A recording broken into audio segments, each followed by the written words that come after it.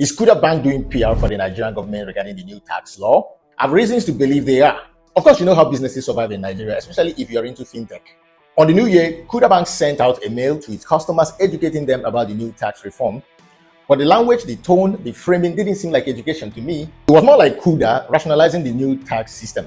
If you look at the second line of the mail here, they did state that the new system makes life easier for everyone. That's a lie.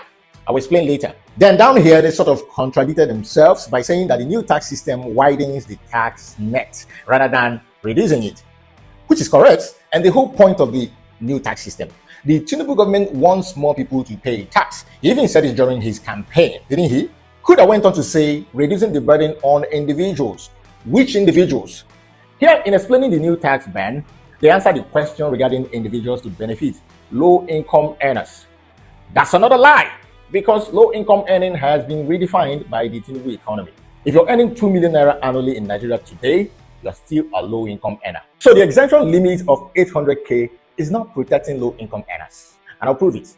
The old tax band was gazetted in 2012, and the limit was 300k. In 2012, Naira had more value.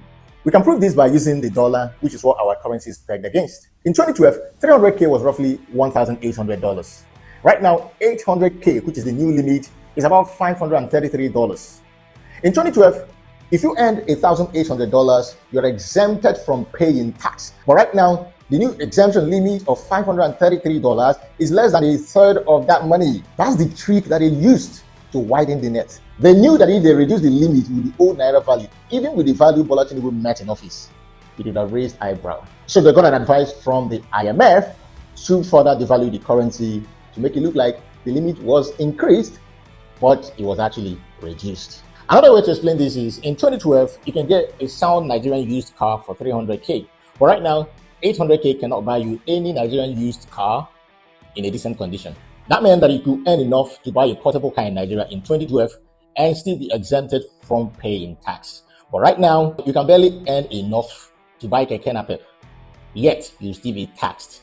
So you tell me how this new system is protecting low-income earners when it has gone from nearly $2,000 to $500. I'm using 2012 and 2026 because these are the points where both laws actually took effect. I could have extended this video to address the rest of the mail by Kuda, but I want this video to be very short. I guess you already got the point for those who want to. For those who want to argue, I have no time to argue with you. Experience will teach you.